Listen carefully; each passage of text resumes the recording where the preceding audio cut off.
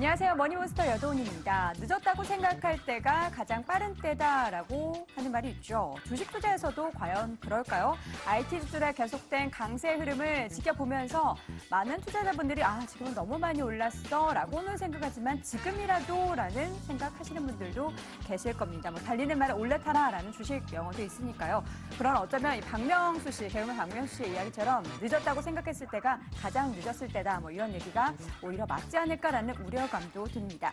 자, 시점과 시기라는 걸 주식에선 정말 가늠할 수가 없습니다. 많이 올랐다고 생각했는데 더 오르는 경우도 굉장히 많으니까요. 자, 지금 과연 무언가 접근하기에 애매한 시기일까요?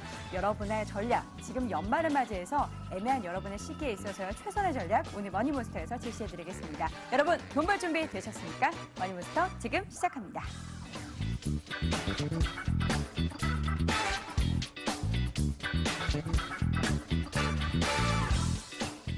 양시장이 쉬어가고 있습니다. 어제 코스피 지수 조정에 이어서 오늘 장에서도 약보합권 움직임으로 돌아섰고요. 코스닥 지수도 어제 소폭 상승으로 마감했지만 오늘 다시 약세권으로 돌아섰습니다. 양시장 상황 체크해보도록 하겠습니다.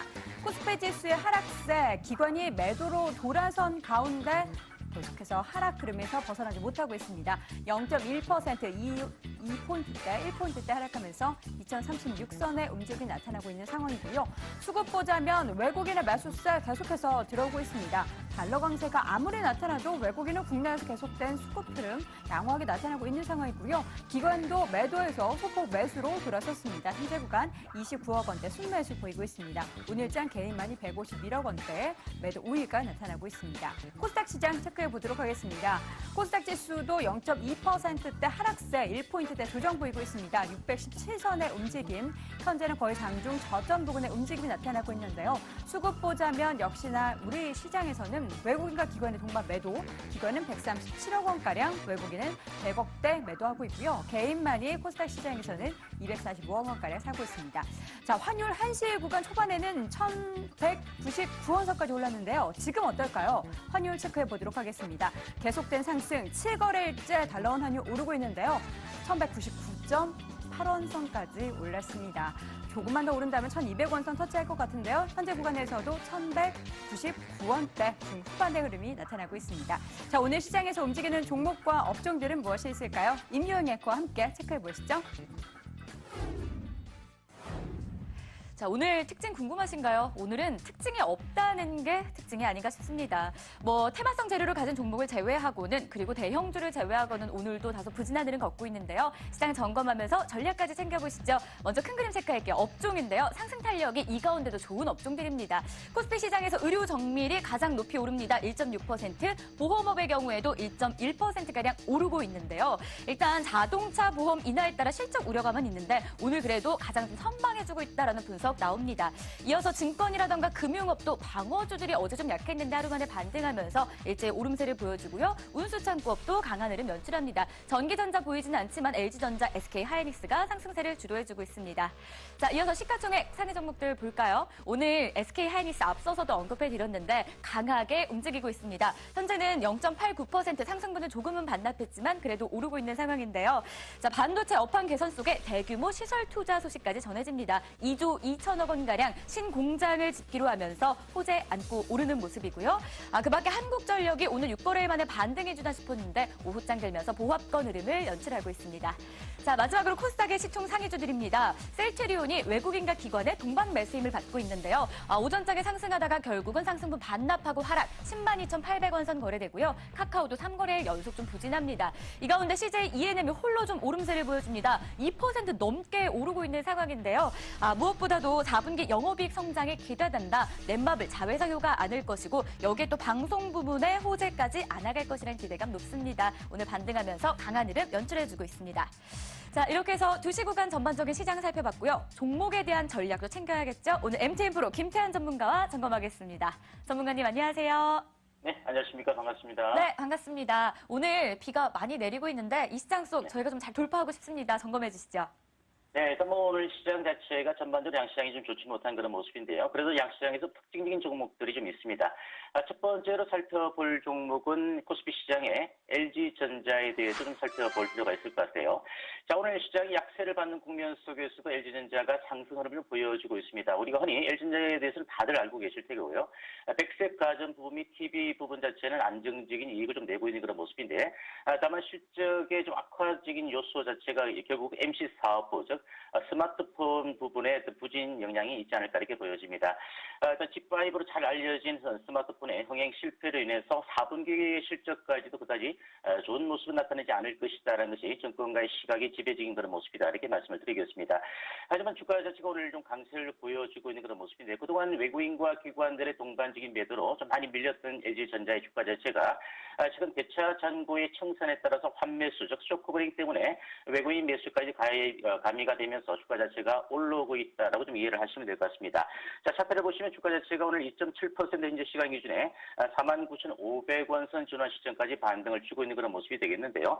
물론 이렇게 실적인 측면에서 놓고 봤을 때 반등 구간 자체가 좀 더 이어진다라면 51,000원 전환 구간까지도 단기 상승은 가능하지 않을까 이렇게 보여지지만 하지만 적극적인 매수 구간으로 판단하기는 아직은 이런 감이 없지 않아 있다. 이런 부분을 좀 말씀을 드리겠습니다. 따라서 종합적 의견은 중립 의견을 드리겠고요. 보유분들은 조금 더 기다렸다가 51,000원 정도 구간 전환 시점까지는 좀 더 끌고 가시는 전략 자체가 좋아 보이고 12주 매수는 아직은 제가 보기에는 좀 더 기다려봐야 되지 않을까 이렇게 말씀을 드리겠습니다.